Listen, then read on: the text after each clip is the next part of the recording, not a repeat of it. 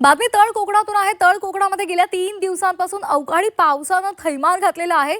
त्यामुळे सिंधुदुर्ग जिल्ह्यातील जनजीवन विस्कळीत झालंय। वादळी वाऱ्यामुळे घरांची छपरं उडून गेलेली आहेत। तसंच आंबा, काजू याची झाडं सुद्धा उन्मळून पडलेली आहेत।